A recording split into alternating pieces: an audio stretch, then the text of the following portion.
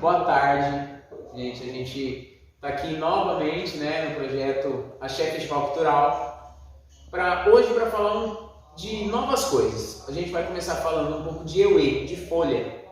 E para isso eu trouxe mais uma vez meu amigo, pai Vitor de Ogum, e o meu pai, irmão, amigo, que eu considero muito, que é o pai Valtinho de Ogum, que é da minha família de Axé, muito antes de eu estar aqui, e é um cara que eu admiro muito. Então a gente vai falar um pouco de Euê. Pai, pra gente começar, Euê, o que é o Euê dentro do candomblé? O que é a folha dentro do candomblé? A folha é tudo. Euê com si é o orixá, sem folha não há orixá. Porém a folha é muito vasta, a quantidade de folha, e a folha varia muito de acordo com cada casa, o axé, de acordo com o axé, da onde ele nasceu. Algumas folhas realmente são todas para todo mundo, mas em algumas casas elas são tidas como folhas principais.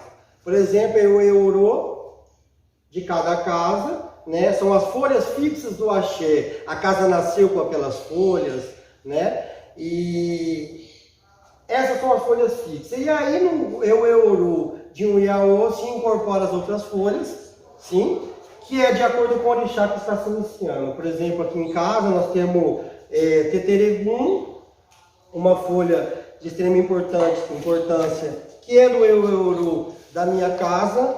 Oferim, que é uma folha muito importante, que é do axé da minha casa. Porém, pai, desculpa até me cortar. Oferim é uma folha que pra gente é normal do dia a dia. Do dia a dia, né? é um manjericão. Que todo mundo usa para tempero, para comida. E para nós já é de extrema importância, né? De extrema importância, entendeu? Pra fazer banho, né? O pessoal faz muito banho. Faz muito banho porque são folhas frias, né? São folhas que faz bem para Ori. E não é porque a pessoa é de Ogum que ele tem que tomar banho só de folhas de Ogum. Entendeu? A Ori precisa de folhas frescas, folhas frias, no mundo que nós vivemos, para a tranquilidade da cabeça, para a paz de espírito da pessoa, entendeu? Então há folhas para todo momento, para todo ebó, iniciação, mas como eu falei, Eorô, a gente costuma aqui em casa, por exemplo, o Oferim, o Teteregum, Cuncundum, que é a folha da batata doce, o Acocô, que é uma folha muito importante, é uma folha tradicional e que traz prosperidade, entendeu? Porém, a cocô foi incorporado muitos anos na nossa região, sendo folhas de Xangô. Sim. Mas, na verdade, todo orixá leva folha. É uma folha que na África ela é muito abundante. Então, as pessoas cortavam a cocô e faziam a sua feira. Quando eles mudavam, a cocô brotava. Daí veio a mistificação da folha do mercado, a folha da prosperidade. O mercado ele é envolto por uma floresta de acocô. Com uma floresta de acocô. Na África é assim que é feito, entendeu? Mas é uma folha que todo orixá pode levar na cabeça. Então aqui temos aqui o São Gonçalinho, que de repente é uma casa dedicada ao Oxóssi, é uma das folhas principais que vai ter. Então, se recolhe uma pessoa de um outro orixá, vai ter as folhas da casa, que é as folhas que foi iniciada a casa, o axé da casa. E depois 8 folhas, por exemplo. E depois mais 8 folhas compostas daquele orixá determinado que vai se iniciar. E aí, de acordo com os anos, 3 anos, até os 7 anos, tem mais folhas para ser agregada, que vai caber de acordo com as obrigações. Entendi. E relativo à questão do uso das folhas, Pai Vitor, existe alguma questão de ebós de folha? Tipo, é um ebó de folha, é algo... Ebó, pessoal, seria o trabalho em si, mas não de uma forma muito longa, muito extensa. Seria o ato de dar comida, de alimentar o orixá, que logo a gente vai estar falando disso. Então, quando nós usamos termos ebó, a gente está falando de montar algo, um agrado, de dar algo ao orixá. E existe essa forma de dar uma folha a um orixá? Existe vários cerimoniais ligados à folha através de ebó, mas um deles e mais significativo para mim chama-se ebó-missi. Ebó-missi é um ritual no qual se macera a folha através de cânticos, orôs na frente do orixá, se macera para que se dê à pessoa um certo problema, que não pode naquele momento se dispor de fazer um ebó com materiais maiores, e ali se toma aquele banho de folha preparado, rezado, que tem o ofó, que é a palavra, uma palavra sagrada, para sacralizar aquilo. O ebó-missi é feito, mas existem vários tipos de ebó que se usa as folhas. Nosso sacudimento aqui no Brasil a gente chama de tudo que a boca come, vai o uso da folha. Na África, no Barejó, o ebó no Barejó, que é tudo que a boca come, foi um ebó feito por escravo, porque não tinha o que fazer, então juntava tudo aquilo que podia e junto a folha, batia a folha na pessoa, fazia aquele material e a folha ali vinha ali batendo para limpar a pessoa. Complementando, ele falou, igual eu falei, orou, o cântico da Sassânia, na verdade, o cântico da Sassânia, ele vai despertar o poder latente que existe em cada folha. Então existe a folha que tem o poder realmente da cura, o acocô da prosperidade, a paz de espírito. E essas folhas, no cântico da Sassânia, que desperta o poder latente dela, nós que já temos um certo conhecimento, a gente equilibra com folhas frias, outras folhas mais quentes, que é Heró e Gum, tem outros de excitação e outro de calma, entendeu? Para que haja um equilíbrio, no abô, para que o iniciado tome banho, se sinta bem. Há muitas casas se perderam hoje de colocar debaixo da esteira, que eu acho muito importante. E eu ia até pedir para o senhor falar sobre isso, porque quando eu fui feita de santo, era muito importante a gente ter... muito importante isso. E isso tem casa que se perdeu? Se perdeu. Ela fortalece o Iaô, fortalece o orixá e a ligação Iaô-orixá. É muito importante. Aqui em casa a gente faz o uso da folha na esteira. Foi iniciado assim. Isso, é isso. E outra coisa, essa tradição está ligada porque quando se inicia na África e como se inicia antigamente, se ia para o mato se iniciar. Como a gente não podia levar a mata, trazia a mata para dentro da esteira. É isso. Esse é o diferencial. E eu acho que não pode se perder. Muitas casas estão preocupadas com outras coisas. E o básico realmente, eu acho que é o axé, é a folha, o axé que você nasceu.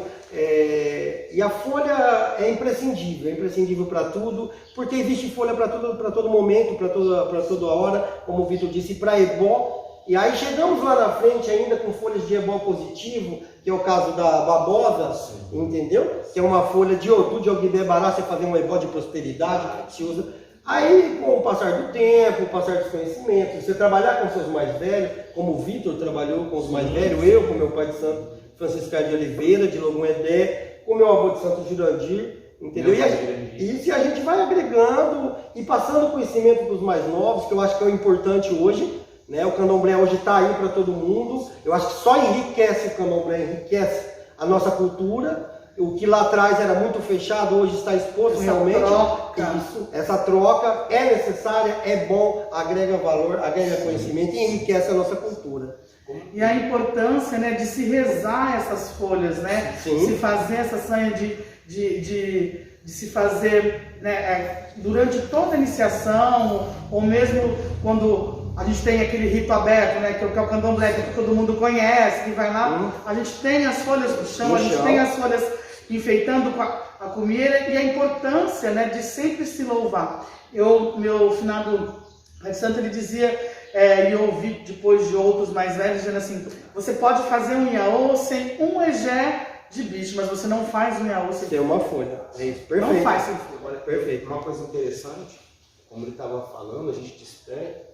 Eu acho engraçado como há sassânias, que são cânticos ligados à folha, que a gente desperta de formas distintas. O como que é essa folha aqui, quando a gente vai despertar ela por chás mais frios, a gente entoma uma cantiga o fulé balé coxuma, o fulé balé coxuma, com oriue, o fulé balé coxuma. E quando são para santos mais quentes, a gente entoa farabalé coxuma, o farabalé coxuma. mostrando que aquela folha tem que despertar ou mais quente ou mais fria. Ou gum ou heró, né? Ou excitação ou calma. Então, o próprio ato de soltar o ofó, de cantar, é que vai despertar para aquela finalidade. O poder latente dela, liturgicamente, vai ser naquela hora entoado. Igual ele falou da rama de batata doce, é uma das únicas folhas de rama que pode sim na cabeça do Iaô. Ela é Oloriauí. Aí é assim. A gente vai ter, tem muita.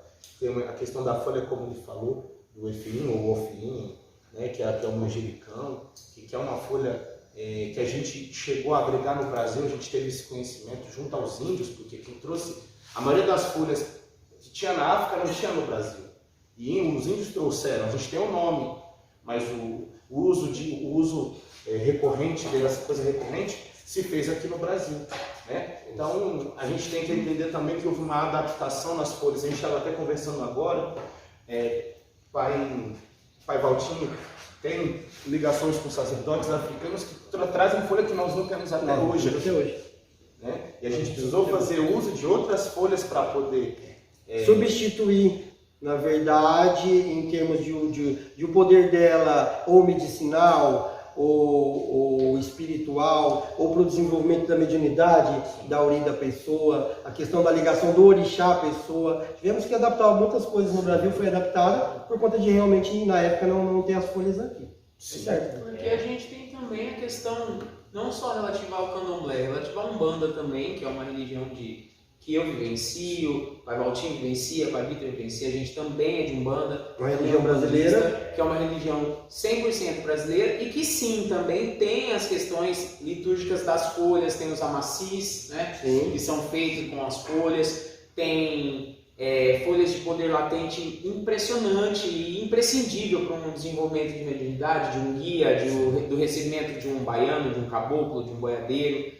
Então, a própria Jurema que se faz, a própria Jurema, tem todo isso. Então, folha, pelo que a gente entende, né, pai? Folha, ela é a versatilidade do candomblé, é mostrar para aquele Iaô a identidade que ele vai ter relativa ao Euê preto, né, ao sangue preto, a Egé preto, né, que seria Egé Dundum, né, que se falaria. A folha, ela de quando nasce, você se inicia até quando a gente faz a passagem, eu uso dela para todos os momentos, de acordo com a idade, com as obrigações, com o tempo de orixá e a necessidade também, de repente um problema de saúde, folhas, entendeu? Que entoado o cântico do Sassai vai liberar aquele poder, entendeu? Sobre problemas de saúde de uma pessoa e é muito eficaz, Mas uma coisa interessante que o senhor estava falando, na realidade, nós vamos ter folhas com Egé Funfun, Egé Popá e Egé Dudu. Isso. Nós temos folhas que atravessam esses 3 caminhos. Há folhas a Iwin, que é o tamarineiro, a folha do Iwin, a gente chama de Ewewin ou Iguiwin. É uma folha ligada ao Oxalá e o sangue dela é branco. Né? O Egé Pupá, fala que esse sangue dessa folha ele é Egé Pupá, porque ela acompanha o Orô. E se não tiver ela para o Oxóssi, como o pai falou, o Oxóssi não come. E a gente vai ter Egé Dudu, que é quando aquela folha macerada, acaba de ser macerada, torrada, feita a pó para soprar na casa, para passar, para se limpar. É o Egé Dudu. Então nós temos elas nos 3 âmbitos também. É o caso do Aberujá, que estava conversando, né? O Aberujá é uma folha que onde o Oxóssi se esconde, é uma folha. E quando eu fiz uma banda de Aberujá para o Iaô, meu avô de Santo Jurandir me disse, não jogue as folhas fora, torre as folhas. E ela será usada numa hora de uma hora que o Iaô está precisando, mas não pode estar em casa. Você mesmo, meu filho, assopra a folha torrada do Aberujá em cima do Oxóssi, e o Oxóssi vai esconder o seu filho e vai trazer ele até você são e salvo. Então é isso. Pai, essa folha bonitinha, pequenininha aqui, folha é essa? Brilhantina. O nosso nome aqui é brilhantina. É uma folha muito boa para a cabeça, juntamente com folha de algodão, com levante e uma caçar na uri, você restabelece a uri da pessoa com a cabeça cansada, por consequência de um problema. E aí, não, você, em vez de recolher a pessoa para tomar buri, ela tomou buri há pouco tempo, você faz a brilhantina, a folha de algodão e o levante, uma caçana uri, e deita a pessoa no quarto do Oxalá, em 2, 3 horas ela restabelece a uri dela e ela volta à vida normal. Tem folhas que têm esse poder. Há folhas que se dá bori na pessoa com a folha, a fruta pão, Sim. o obi, a clara leva isso, uma folha de fruta pão na uri, entendeu? Ela vai acalmar a uri, ela vai restabelecer o axé, e você não precisa de repente recolher a pessoa para tomar um bori. Às vezes não é a hora dela tomar o bori, e a folha vai fazer esse trabalho com que ela siga à frente. E às vezes não é nem só isso, como ele falou e completando. Às vezes aquele uri está tão debilitado que não consegue absorver tanto sangue. E essa folha consegue, vamos botar assim, fazer com que o bori possa ser aceito, a coisa possa ser... a taioba, a gente estava falando, a taioba ela abre o uri para ela poder abre um canal espiritual para que ele possa receber o bori de uma forma completa. Quando a pessoa está muito doente, está numa fase de emocional muito debilitada, a gente vai através da folha buscar um canal um pouco maior para que o uri pode aceitar o bori de uma forma boa para a vida da pessoa caminhar. Né? Como as folhas que resguardam também a cabeça do neófito. Quando a pessoa nasce, quando ele se inicia, há folhas que precisam ser colocadas para guardar aquela cabeça para o sangue ser muito quente, um santo que teve uma certa perseguição por Iku, que é a divindade da morte, é a morte, né? A divindade. E a folha resguarda a cabeça dele, a uri dele. É isso mesmo. E assim, logo a gente vai estar falando de comida, então eu já vou perguntar isso aqui, também vou perguntar de comida. Euó, os ejós, existem euó de folha? Existe algum santo que não possa ter, determinada folha faz mal aquele aô por causa de determinado santo? Entendeu?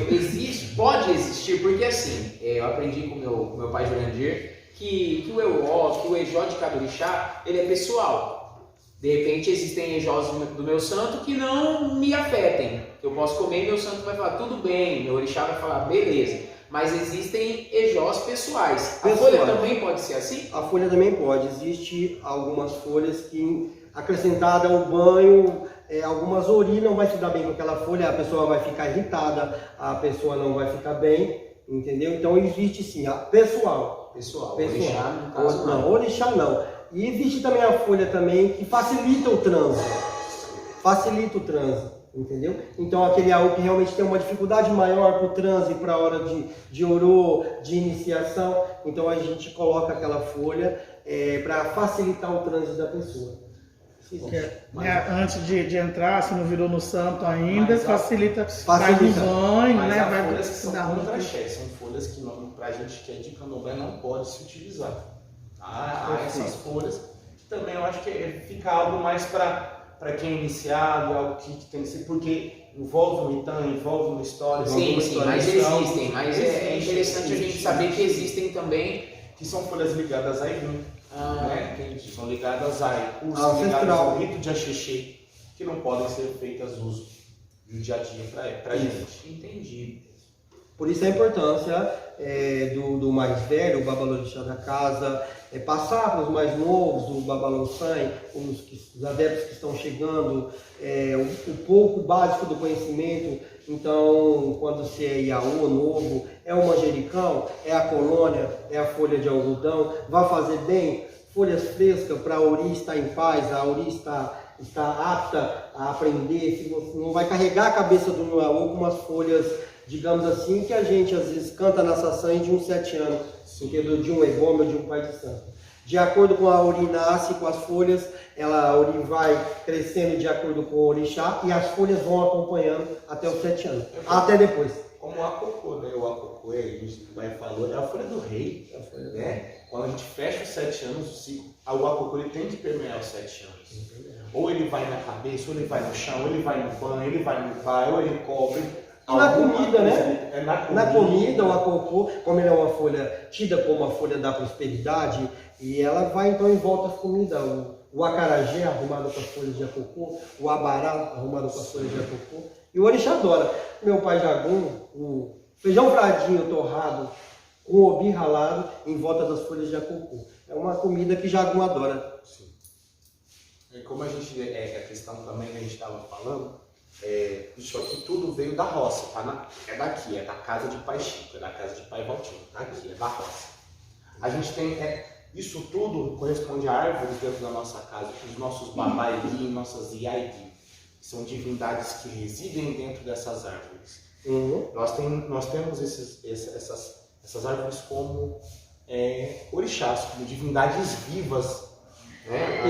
Como Iroko, a gameleira branca. Né? A gameleira branca. O Iroko, que é um dos babaigui mais importantes para a gente. O Apopô, que para a gente existe várias divindades que circundam essa árvore, mas a gente fala que é uma das árvores ligadas à nação, que há obrigações que são entregues ao pé dela. Isso. O Iroko, que também tem. O Peregum, que a gente sabe muito bem que a família Agi, o Aluaê, Nanã, o Xumaré, o A, todos os orixás, mas eles têm uma coligação muito grande com essa folha. Dentro dele reside espíritos que são importantes. O Igiopê, que é o Mariú Vendezeiro, que é aquela franja bonita que a gente faz no dedo de cambra verdinha, ali também existe, dentro dela, espíritos responsáveis. A ancestralidade estão nas árvores. E ao momento que a gente reverencia o orixá, né, nós oferecemos tudo aquilo que sobra, tudo aquilo que aquilo que não foi ofertado, não foi comido, vai ao pé da árvore para que nossos ancestrais também possam comer daquilo. Retorna o axé. A gente busca o axé, como a gente não vai na mata igual lá, a gente busca o axé lá na mata atrás e depois a gente retorna esse axé de volta para a natureza. Isso é verdade. Sim, a gente fala que é o tripé. Nós temos o Ibá, que é o receptáculo, a divindade ali toda junta, toda organizada, né? Temos a natureza viva e temos o elego, né? Aquele que recebe o orixá. E essas três coisas que é o orixá, muita gente fala, o orixá não é natureza. Não, o orixá está pulverizado. Nós temos que buscar ele. Juntar ele, buscar ele. As folhas certas, buscar para botar no Iaú. Então a gente busca o orixá pulverizado na natureza, trazemos para cá, entoamos os cânticos e os orôs e botamos o orixá na pessoa. Então hoje a gente pode até brincar que ser sacerdote, ser um babalorixá é montar um quebra-cabeça. Cada pessoa montar um quebra-cabeça com aquele elemento energético que ela necessita, a folha certa, o animal correto, a comida correta se dá ao orixá e as rezas corretas, os cânticos corretos, tudo para que forme isso. E eu vi o Vitor Alexandre Peregum ali, me arremeteu à minha iniciação, que é uma folha que o Iaú leva, né, na mão a todo momento. A Sivaju. Sim, é Sivaju. A Sivaju. Essa é a primeira, essa é a folha. A Sivaju é aquele que vai à frente. Sim. Aqui dentro dessa circunstância, ele se configura como o Alada do Ogum, o facão do Ogum. Ele abriu o caminho. Há muitas casas que se utilizam na mesma mão, o Peregum e o Atori. Eu fui aqui no caso assim. Porque o Atori é o final, é o Shoguian, e o Peregum é o começo, é o Ogum. A gente brinca muito, ele é o começo, eu sou o fim, né? Aquela coisa, brincadeira que o povo do Ogum faz com o povo do Shoguian. É isso. Ele leva a Peregum e o Atori na mão para ele entender que ele passou, o iniciado ele passou da primeira folha à última.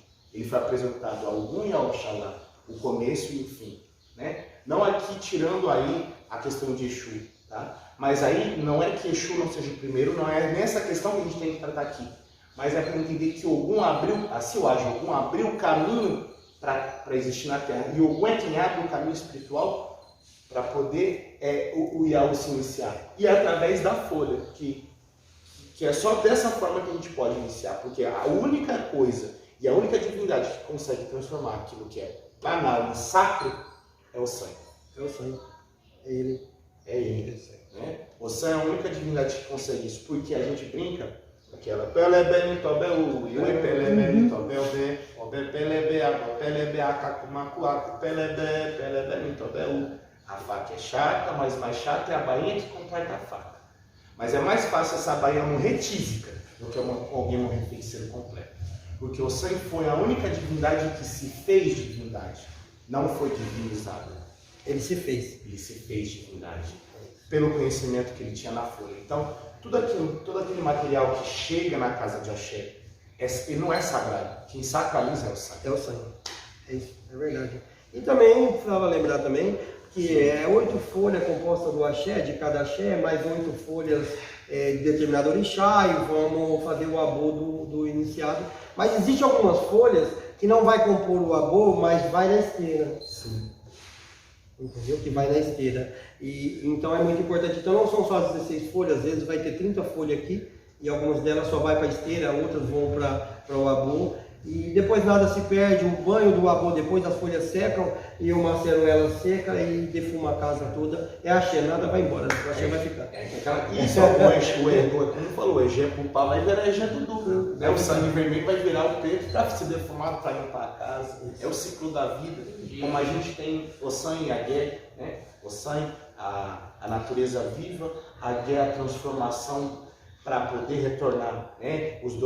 Essas duas divindades vivem juntas por conta disso, né? A guerra é responsável do cinza, do mais velho, do seco, e o sangue do mais novo, do mais verde. E os dois juntos fazem um ciclo, porque o Yaoi precisa do final, que é o mais seco, e depois precisa do vivo, para poder completar. Mas aí quem é iniciado vai entender o que a gente está falando. Sim. Os elementos que nós levamos, a gente entende. Quem não é, eu acredito que há livros que possam explanar, mas a melhor coisa é poder vir aqui e aprender. Mas o não iniciado não tem direito a conhecer o segredo do Mariô. Né? Sim, isso é. Biribiri, Bob não manjou, a Pericó não Mariô. Quem não é iniciado não pode vir através do Mariô. Mas tá aí o candomblé para as pessoas se iniciarem, as pessoas cultuar o candomblé, a nossa religião afro-brasileira. É isso aí. Agora a gente vai falar um pouquinho, né, pai, de comida de santo. Mas de que forma? Porque assim, a gente entende, eu que sou mais novo aqui, aprendo todo dia com eles, a gente entende que a comida de santo não é só aquela comida que a gente prepara de forma especial, mas sim a comida que a gente come no dia a dia, né? Que é a comida que a gente se alimenta no nosso dia a dia, de forma comum. E hoje eu pedi para o Valtinho, o pessoal fez algumas comidas que é do nosso dia a dia de candomblé, do nosso dia de axé, mas que está no dia a dia de todo mundo também. Que a gente tem aqui o acaçá, né? Aqui o acaçá. Tem o abará, né? Abará. O acarajé, que todo mundo conhece. E o munguzá, que aqui, a gente é de São Paulo, né? Rio Preto, a gente chama de canjica. Ah, mãe, faz uma canjica para mim, mas é um munguzá. E todas essas comidas são de axé, né, pai? Sim.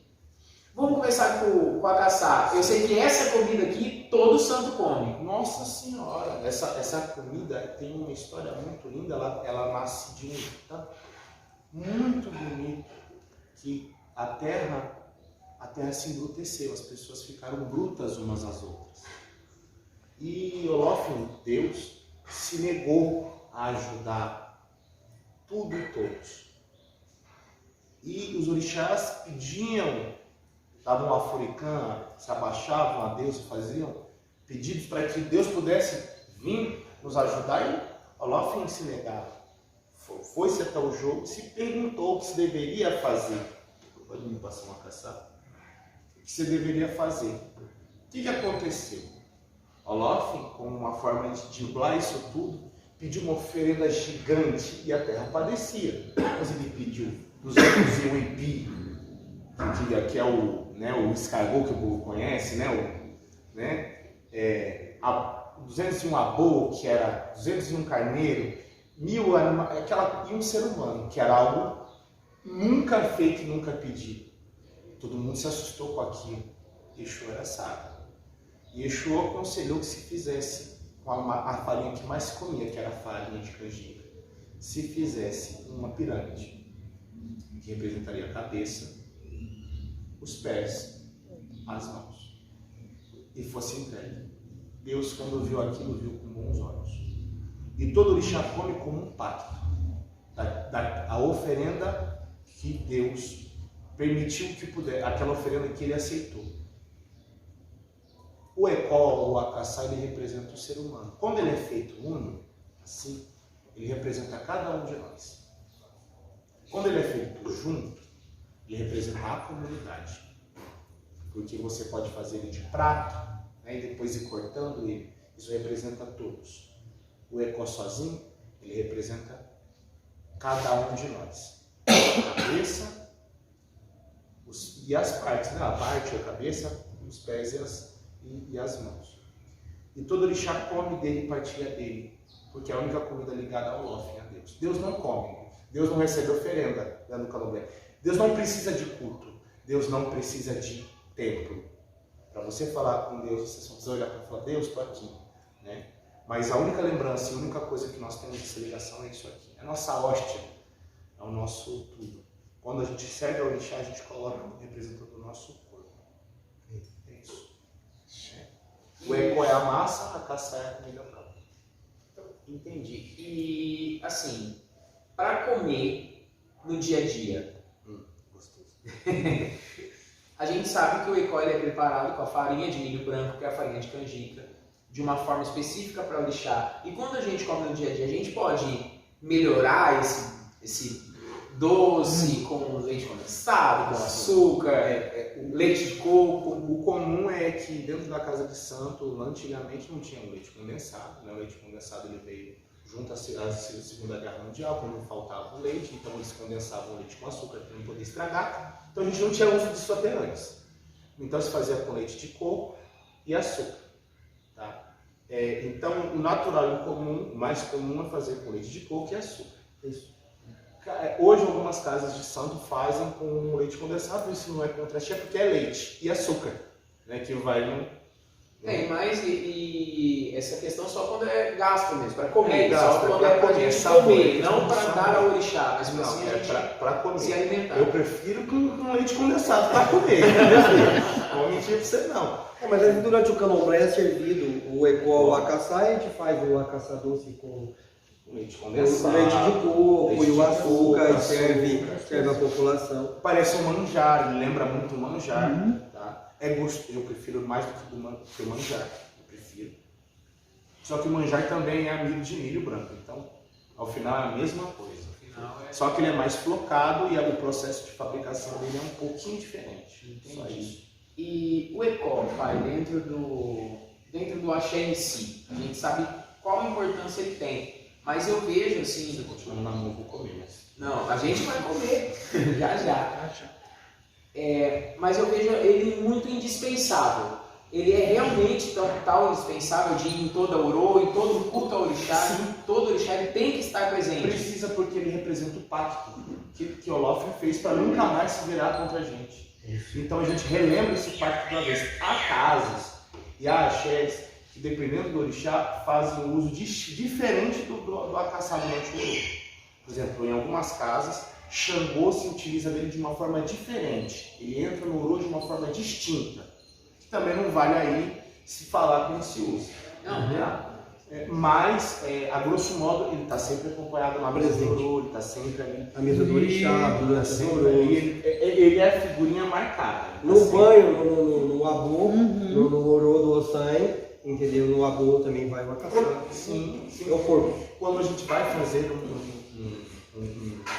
a gente tem a questão, um acaçá salva. O acaçá salva mesmo, porque ele é a representação da pessoa para aquele orixá. Tanto que a gente fala, quando a gente vai usar o ecó, a gente tem as palavras que nós levamos ao alto da cabeça para fazer aquela ligação. O bori, a gente vai despedaçando ele, colocando ele junto aos membros do corpo para representar, para fortalecer. O ecó, ele esfria, ele é uma comida herói, é uma comida fria. Todas as comidas são frias ou quentes? Não, mas a gente só vai ter essa análise para poder entender que às vezes ele não é comida, ele é ritualístico. Ele serve para acalmar aquele egea, para acalmar aquela energia que está por vir. Então ele vem antes para poder acalmar. Como o amalá, que é a comida de Xangô, chegou aí no rei de Xangô, o amalá não chama amalá, tá? É amalá ilá, o amalá obefá. O obefá é o mingau, ou o ilá é o mingau, que é o mingau de quiabo. O que vai em volta é amalá. Se cobra a gamela, né? Se cobra Ele a que gamela. fala. Ali você pode fazer com farinha de mandioca, com farinha de acaçá. Os mais antigos faziam com banana São Tomé, com farinha de milho vermelho. Já vi fazer com goiabada para Xangô ficar doce. Feijão fradinho torrado. Feijão fradinho torrado. Se fizer uma dessa aí, eu como. Quando a gente fala do ecó, nesse caso, quando vai para Xangô, é para esfriar, para acalmar. É que seja calmo. Só que a gente não pode esquecer que o ecó e o acaçá é o arroz do africano, até hoje. Tá? Eles são feitos em forma maior, são servidos junto ao milho. Então eles comem daquilo como se fosse um arroz. E pra gente, a gente pede misericórdia ao orixá. Sim. Né? E então é isso a questão do acaçar. Olha, quando a gente fala do ecó, a gente pode levar o dia inteiro falando. Porque é muita história. E o abará? Acho que o abará é um pouco mais específico, né? O abará tem orixás determinados, ou também é uma comida para todos, como o acaçar? Antigamente, que eu falo até hoje, que eu acho que meu pai Valtinho me compreende da mesma forma também, todo orixá que leva dendê, come dele. Tá? Porque ele é o feijão, é o grão, é o feijão que ele vem no feijão fradinho, é o feijão fradinho misturado ao dendê, cebola, gengibre, sal, um pouquinho de açúcar, porque o dendê ele dá resma. O dendê, se você comer muito, ele enjoa. Então você põe um pouquinho de açúcar para poder. Isso iguaria. Para deixar também, viu? Eu faço uso para tirar a resma. Porque se você for fazer um elelim, que algumas casas fazem, como a minha, fazem o elelim, que é o elelim mesa fria, depois no outro dia do uru se come daquela comida, né? Então você precisa tirar o gosto forte para ninguém passar mal, para ninguém ali se sentir enjoado. A gente não está acostumado a caçar. O abará, ele é um moim-moim, o nome real dele, tá? O moim na África é moim-moim, tá? Não é abará, é moim-moim. Ele é um bolo, é uma pamonha, ela é feita envolta, não é por relação de fundamento, é porque era uma comida que demora a estragar. Então, quando você precisava fazer uma viagem, você enrolava na folha, guardava para poder digerir. Tá? Por isso ela é enrolada na folha. Você vai cozinhar. E ele é uma pamonha, tá? Porque ela é feita numa massa crua. Quando você enrola ela, você precisa dar forma. Porque senão ela não vai ficar ali. Ela é uma delícia, tá? Foi uma comida que é uma das comidas ligadas a Oxóssi, come dela, mas ela foi o responsável por Oxóssi não poder mais comer mel. Uma das histórias, tá? Existem várias histórias que abordam isso, mas como a gente está falando de comida, vamos falar dessa história. Que Oxóssi, ele gostava muito de Oxum, mas Oxum, ele tinha medo de mar, ele tinha medo de rio, aquele homem medroso para Oxóssi, era um caçador, mas em relação à vida cotidiana ele era muito medroso. Então ele via aquela situação, Oxum, aquela mulher linda, eu olhava para ele e aquilo ficava só se olhando, só se fritando e nada acontecia, não entrava para o rio. Exu falou, olha, faz moinho para ele, faz com mel, dá para ele comer, e você põe aquele pozinho, aquela folha, né, a folha do encanto, faz para ele comer. Ó, comeu uma, comeu duas, comeu três e foi comer, chegando a ele e ficou doido. E entrou. Quando ele entrou, tomou coragem, ficou com Oxum, né, aquela situação toda. Depois do ato consumado, Oxum tomou ódio dele. Porque a gente sabe que o povo do Oxum, e Oxum é um orixá tempestuoso. Né? Uma hora ama, outra hora odeia. É assim. E Oxum, com aquele ódio, empurrou Oxóssi. E Oxóssi, como estava debilitado pela situação do corpo, deixou ele mareado, ficou ali e se afogou. Né? E aí, Oxum viu aquela cena, sabia que ele tinha ido embora, tinha falecido. Oxum foi ao pé de Olof pedir oração a Deus para que ele pudesse retornar, e assim ele retorna como divindade. Isso corresponde porque Oxóssi não come mel e assim, em algumas casas não fazem alguns usos de certas energias que fazem, como o Okutá. Muita casa não coloca o Okutá em Oxóssi porque todo orixá se divinizou de uma forma física, Oxóssi não. Então algumas casas não fazem uso do Okutá, Oxóssi. Tá? Okutá é a pedra. E a gente sabe que pedra vai limpar. Todo mundo sabe disso. Né? Oxóssi, em algumas casas não. Ah, mas a minha casa vai. A minha também. Tá? Mas isso é uma história que a gente possa entender. Porque Oxóssi não come não, pelo menos do ponto de vista da comida. Obrigado, pai. Pai, gente, eu vou deixar então. O senhor já está explanando sobre as comidas para nós e falando. Fala da comida que o senhor disse que se enlouquece de comer. Vamos usar. Nossa, olha, eu adoro. Na grande realidade, o ebô é a canjica, é uma das comidas mais importantes, todo orixá leva. Tudo o orixá leva. Tudo deixar respeito ao Ebu, Oxalá. Sim. É algo que existe lá em grande quantidade. Tá? Vocês têm que entender que o candomblé vem de um continente muito pobre. O acarajé não é uma comida aqui em Sandória, que ela ama de paixão. O acarajé é uma comida que ela pensava a necessidade, só comia dela porque só tinha aquele feijão. Era mais fácil torrar, né? Algumas comidas se tornam, no caso do acarajé não. Era mais fácil moer, fazer farinha para depois comer, quando tinha fome. E a canjica era largamente usada porque tinha-se em grande quantidade esse milho. Tá? Então, faz usar o Oxalá porque ela é branca, porque ela traz uma calma. Quem come canjica sente calma, e é uma comida que já comeu sabe, comeu lixa. Ela te sustenta. Ela é forte, né? Ela é forte. A questão do mungunzá foi uma criação nossa aqui no Brasil. Uma forma da gente tentar buscar agradar o Oxalá, agradar os orixás de uma forma mais doce, de uma forma mais branda, tendo aquilo que a gente não tem. Na África não há coco. Né? O coco é brasileiro. Tá? Eu não conheço, fora os países do Caribe, o coco é largamente usado aqui no Brasil. Né?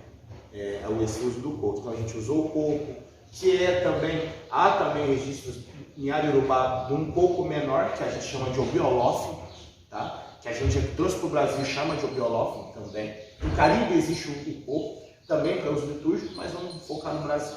Tá? Então a gente usa do coco, que é uma ligação do Oxalá. O leite também tem uma ligação com o Oxalá. Leite de coco. Leite de coco, que é uma energia funfim. É uma planta que dá energia funfim, que dá sangue branco. E a gente se ingere dela. É uma criação como o isobu, como a fruta. Tá? A fruta também foi uma criação brasileira da orixá, porque a gente tinha muita fruta aqui. Na África não se dá fruta orixá. O fruto que se dá é o biorubu. Mas o munguzá é uma criação brasileira para agradar o Oxalá, para poder acalmar o Oxalá, para poder adoçar o Oxalá, para poder adoçar os filhos. Mas é nossa, é brasileira. Foi a gente que trouxe ela. Né? Entendi. Como ela é linda, ela está com... eu não sei se quem fez uma erva doce que dá um sabor. E a erva doce é uma folha ligada ao Oxalá, né? Então... E aqui o munguzá a gente usa para nanã? Sim, o munguzá é para minha mãe nanã também. Emanjá come munguzá com milho vermelho. Sim. Né? E a gente, algumas qualidades se usa dela. Mas se você notar, Vitor, as comidas na África, em tempos remotos, não tinha como conservar o feijão fradinho, por exemplo, ele estraga, da carucha, ele estraga. Eles torravam o feijão fradinho, não porque eles gostavam, porque eles precisavam viajar grandes quantidades, armazenamento, e ele é mais difícil de estragar. Depois fazia o uso dele torrado. Por isso que a comida mais luxuosa que tem é o amalá. Porque o amalá era um vegetal que poderia ser consumido rapidamente. E ele poderia... É uma questão de abundância. O cara que pode plantar amalá e tem paciência de poder comer, ele tem abundância aqui. Então por isso o Xangô ficou com a iguaria mais luxuosa, se a gente colocar para pensar. As comidas são muito precárias. Quando o candomblé se estabelece no Brasil, essas infinidades de comida não chegaram aqui. Elas chegaram após. Porque o povo, se você vê, meu pai Valtinho, como um filho de Jagu, pode dizer isso com uma propriedade tamanha. Porque quando a gente chegou no Brasil, a gente se disponibilizava de pouca comida de orixá. Essas outras comidas chegaram da África muito tempo depois. O acarajé não é nosso, faz muito tempo que está aqui. Essas são comidas tradicionais que estão aqui desde sempre. Mas como a gente vai falar de efó, por exemplo, efó são comidas que a gente faz com planta. A taioba, a patioba, faz com caruru. Caruru não é a comida que a gente come, o caruru é a planta, tá? Oripepê. Essas comidas elas foram chegando, a gente fazia, mas fazia sem um entendimento. Fazia e colocava aquela coisa. O pai falava, tem essa folha, você coloca.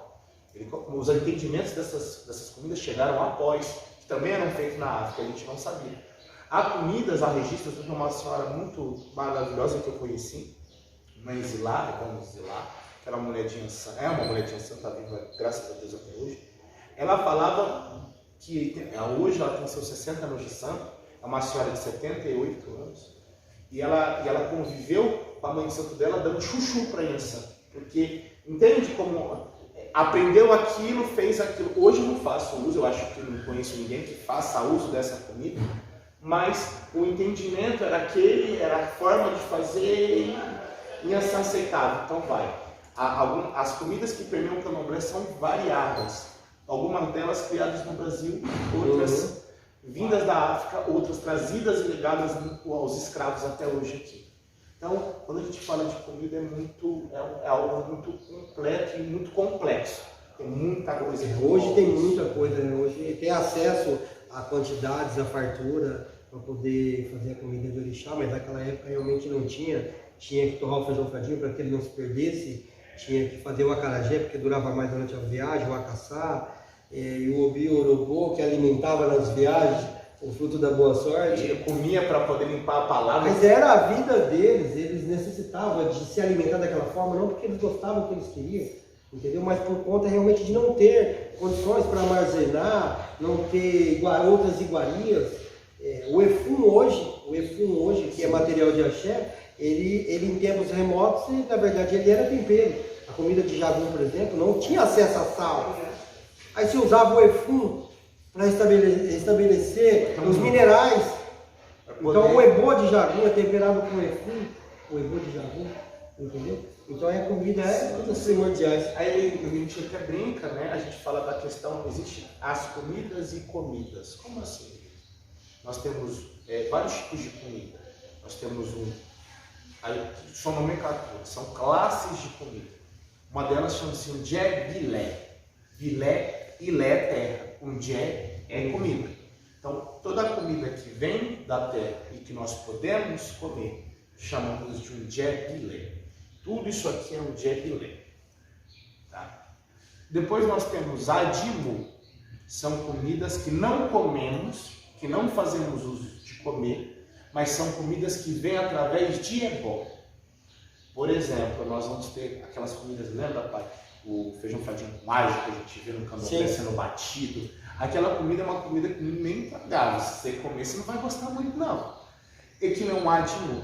É uma comida que se dá especificamente para a energia de orixá. A energia. Porque além da comida, há uma outra energia junto àquilo. E é chamada de adimu. Temos o ritual do Aladimu, que é uma sequência dessas comidas todas juntas para poder fazer ebó. Nós temos a Inhale, né, ou como a gente chama que são as comidas provindas dos animais que foram ofertados ao orixá. Né?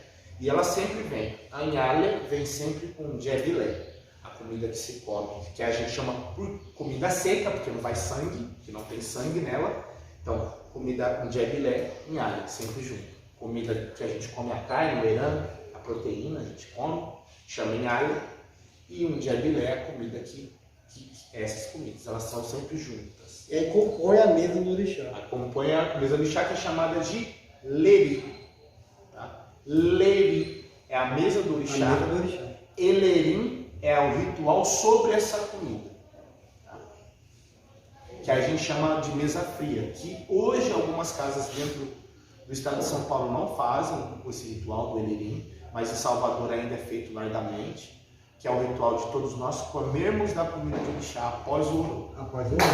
Aqui nós vamos alimentar. Estão certo assim, ó. Até caiu ali dentro, estão certo assim. Perfeito, pai. E antes da gente falar da acarajé, que é a comida mais clássica de axé, que é a comida que todo mundo come, que a gente até vê em alguns lugares na Bahia, a acarajé de Cristo, eu acho que a acarajé é de todos, é de Cristo, é de Yansan, é de todo mundo. Tem que comer. Tem que comer o acarajé. Mas eu queria falar um pouco, Vitor, da questão da dona disso tudo. Por que dona? Porque dentro do axé, nós como Iaô, nós como iniciados, a gente aprende sim a cozinhar, a fazer, mas existe um cargo determinante. E esse cargo ele é da mulher, ele é feminino. Não pela questão da cozinha ou falta de empoderamento ou algo assim. Não, é porque a cozinha do axé, ela é de propriedade feminina. Ela é das Iabacés, que tomam cargo, que são mães dentro do axé, merecem respeito. Colocamos nossas cabeças no chão a elas, e é elas que guardam o segredo. É isso, seria isso. Até brinco, né? Que aí quando a gente canta o ipadeiro, a gente canta abacei, mimi, bifeló, felá, abacei, mimi, abacei. Com grande amor, com grande carinho, você vem até a gente poder dançar. E a Bacê é a senhora da cozinha, a senhora do coração da casa. Coração da casa. A cozinha é o coração da casa. E quem comanda esse coração, quem esse amor todo é a Bacê. Aí a Bacê, ela tem que saber cozinhar, ela tem que saber para que serve a comida, para que serve aquele grão. Para que está o orixá. A mão feminina dela é a mão das Iabás que faziam oferendas a Xangô. Existe.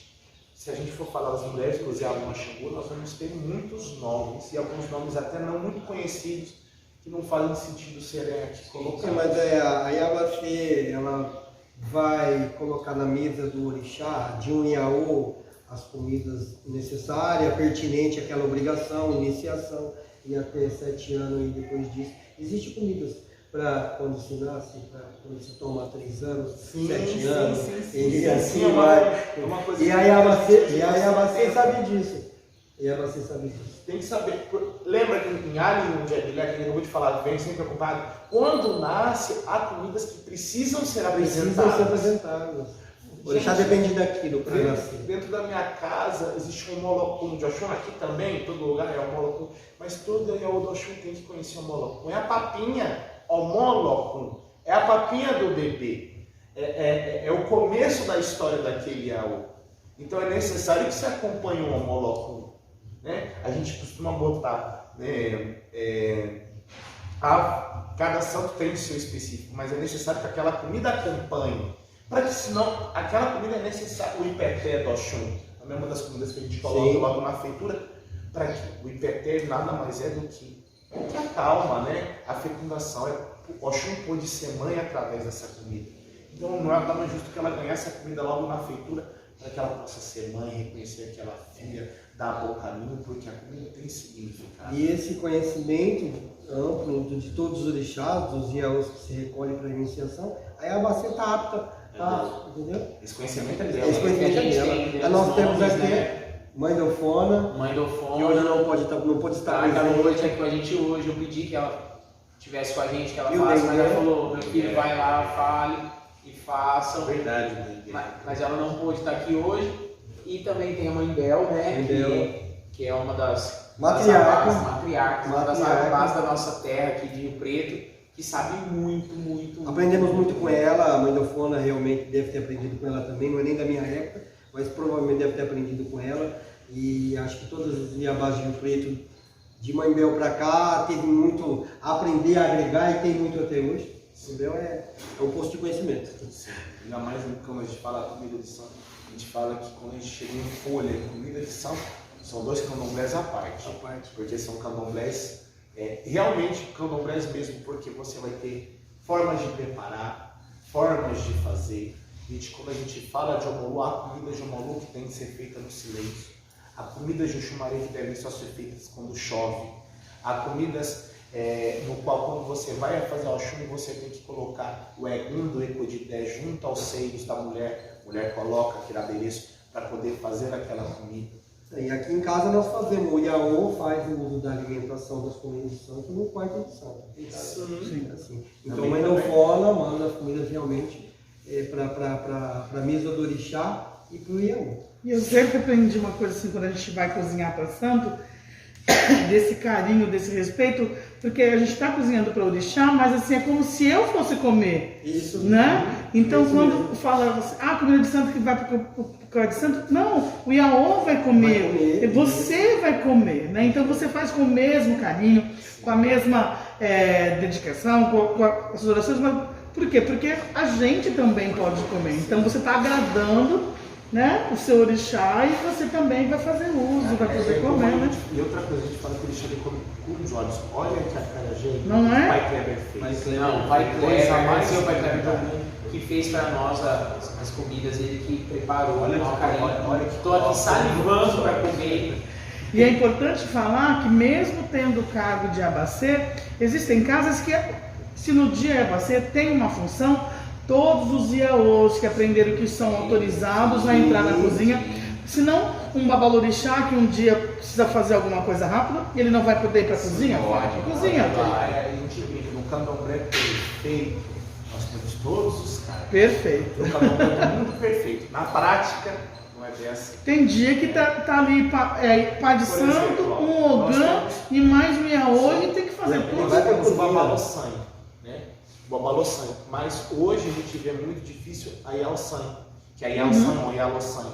Porque o homem, ele faz o outro, ele vai quebrando. Primeiro a Yalossanho tira, macera um pouco, passa para o babalossanho, o babalossanho termina de pilar. Hoje não se tem. Aí o babalossanho se lasca, que ele tem que arrancar aqui, fazer aqui e o negócio caminhar. Então, temos a bacia, tudo bem, mas às vezes é o Iaú que vai fazer uma ebó, porque a bacia está trabalhando, a gente tem vida assim. Sim. Então, aquele Iaú, aquela Iabacia, aquele ebome, está lá trabalhando, você vai poder chegar no meio do orô, junto ao orô. O Iaú, aquele Iaú que está ali, está ajudando, vai botar a mão, vai ter que aprender a fazer. Isso aí já faz parte da hierarquia. A hierarquia do candomblé não é um em cima e outro embaixo, é um que chegou há 30 anos atrás, outro que está iniciando agora. E o candomblé, para mim, foi feito para quem está chegando agora, porque quem já está aqui há 30 anos já é do candomblé. Entendeu? O candomblé foi feito para as pessoas que estão se iniciando. E a hierarquia dentro da cozinha, o que quebra o feijão, o que moe o feijão, é o mesmo valor, é o mesmo carinho para com todo mundo. A Yavacia, que ela é responsável do preparo, mas os Iaús que estão na cozinha ajudando e quebrando o feijão e moendo o feijão e assim. E limpando no chão, porque eu tenho uma frase incrível que meu pai me ensinou: melhor candomblé, o candomblé ele começa limpando o chão, ele termina limpando a mesa. É assim que se faz candomblé, limpando, lavando, fazendo, costurando, pintando, trocando luz e limpando lá dentro. E todo mundo é importante. Só que, aquela coisa, quem tem conhecimento vai ensinar, quem não tem, vamos aprender, e assim segue o candomblé. Hierarquia é bom, mas também não é aquela coisa, né? O escravidão já acabou, já dizia o preto velho. O nosso preto velho já dizia nos pontos dele. Isso hoje, então, eu quero agradecer mais uma vez a vocês. Antes da gente terminar, queria ouvir um pouquinho do acarajé, porque é aquela comida que a gente come todo dia. Que é o acará onde né? O bolinho de acará, a comida de acará, que é bola de fogo. A bola de fogo. O acarajé, eu acho que posso, eu vou até Que papo ir por um outro caminho, tá? Eu não vou explicar ela liturgicamente, porque eu acho que muita gente já fez e eu acredito que nessa hora os dois têm mais capacidade de explicar do que eu. Mas eu gostaria de falar a construção do acarajé para a gente vender como a mulher fez isso, como as baianas fizeram isso, né? A mistura do acarajé ela não é uma mistura muito africana, como a gente acha. O vatapá ele não é africano. O vatapá ele é a sopa de bacalhau, tá? É uma comida portuguesa que eles faziam com pão, né? A sopa de pão e com o resto de peixe. Só que a mulher, as africanas, as baianas, não tinham acesso a azeite de oliva, então usavam um lendê, gostavam muito do coentro, então colocavam. As castanhas eram um pouco mais tranquilas, então colocavam um pimentão, um tomate para fazer o vatapá. O vatapá é uma sopa batida, ela não é uma comida africana. Sim. O caruru já é. O caruru é uma iguaria de beijo, mas nesse caso esse caruru que ela fazia era para representar Xangô. Era para que Xangô pudesse guardar ela e levar essa comida e conseguir levar ela. A salada baiana, que era uma comida de resto de feira, né? O resto de tomate, o resto disso, o resto daquilo, é a salada baiana. Colocavam lá dentro. O camarão, como se vivia numa praia, se vivia no litoral, era fácil de ter esse fruto do mar, né? Essa é a construção da comida. Essa comida ela era feita e antigamente as baianas não viviam disso. As baianas viviam disso até tomar a obrigação. Aprendiam a comida, iam fazer a comida para poder tomar a obrigação. Após virou uma profissão. Fazia, aquilo era uma promessa que se fazia a Xangô, uma promessa que fazia a Inhansã, de vai. Quando conseguiu o dinheiro, vai rapação. Era isso que fazia o acarajé. Depois virou ganha-pão. Essas mulheres faziam muito bem o serviço, iam ganhar o dinheiro delas, e até hoje, como ganham, sustentam como a matriarca desse axé, a mãe de Pai Chico, a avó. Sim, nossa avó de santo. A avó de santo foi uma mulher que sobreviveu do acarajé, criou seus filhos com acarajé. se estabeleceu como mãe de santo, mas o acarajé foi o carnaval dela. Como boa filha de Ansan, da senhora do Dendê, né? Fez um serviço e fez muito bem. Foi conhecida por isso. Mas o acarajé, ele é isso. O acarajé é uma resistência da mulher no Brasil. É um presente que Oiá e Xangô deram a ela para que ela pudesse sobreviver nessa terra difícil. Criar seus filhos, dar estudo a eles. E é isso que o acarajé representa. E olha, com todo respeito a toda dominação de igreja, igual o brinquedo a gente brincou agora, podem comer, podem chamar de bolinho de Cristo, mas o acarajé é de minha mãe Ansan. Não é de mais ninguém, é de minha mãe Ansan. Porque ela tadinha, sofreu muito para poder comer o acarajé e muitas filhas dela sofreram muito para poder sobreviver de orixá. Não vão tirar aquilo que é história. Mas, gente, por favor, explique a liturgia. É isso, tá certo, não? Acho que o acarajé é isso mesmo. Eu acho que é isso.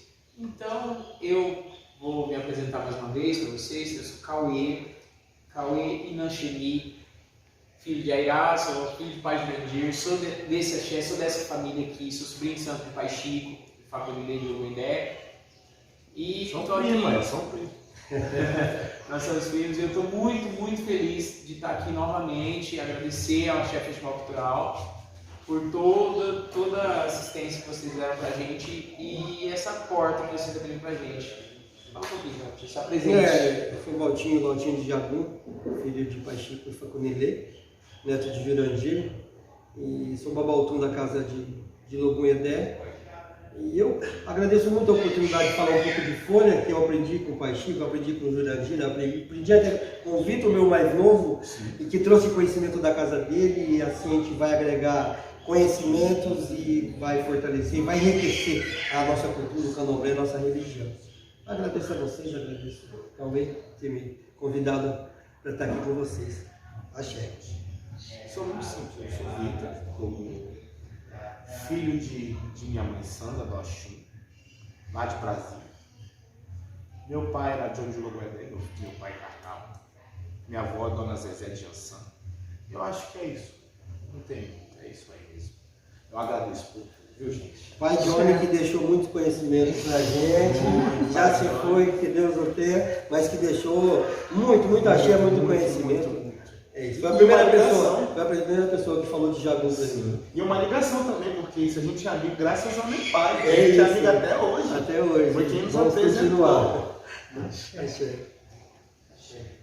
Pai. Não, comigo. Então sim. Tete comateu, Tani Jonilé, Tete comateu, Tani Jonilé, tete comaló, Tani Jonilé, Tete comateu, Tani Jonilé, tete comaló, Tani Jonilé, Tete comateu, Tani Jonilé. Axé.